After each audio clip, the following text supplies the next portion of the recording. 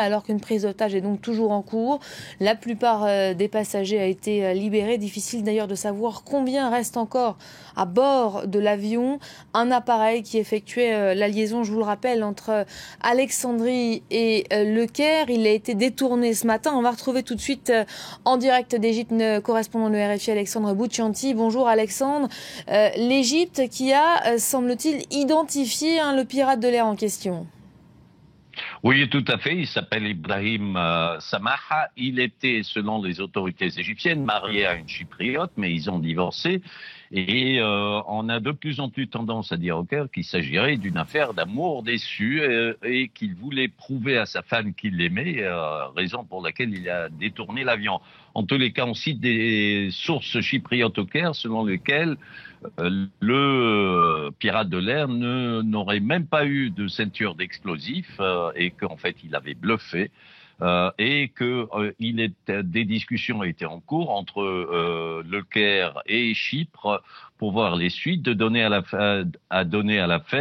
Le pirate de l'air aurait déjà demandé le droit d'asile politique à Chypre.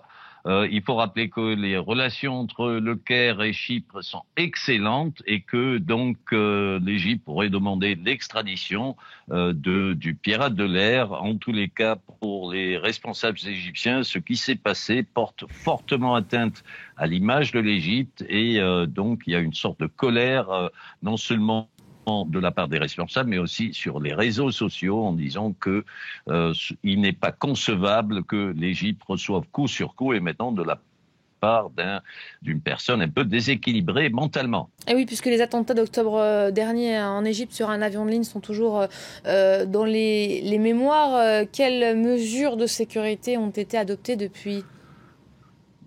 Alors théoriquement, les mesures de sécurité ont été renforcées dans tous les aéroports égyptiens. Par exemple, pour entrer dans un aéroport égyptien, on se fait fouiller dès l'asphalte. Il y a les rayons X, il y a le détecteur de métaux il y a une société anglaise spécialisée en matière de sécurité qui inspecte l'aéroport du Caire et l'aéroport de Sharm el-Sheikh pour voir si les mesures sont adéquates et conformes aux normes internationales. Par contre, l'aéroport de Burj Al Arab, d'où est parti l'avion qui faisait une liaison domestique entre Alexandrie et le Caire, lui n'est pas pour l'instant au programme de cette société anglaise de sécurité. Merci beaucoup Alexandre Bouchanti pour ces dernières précisions.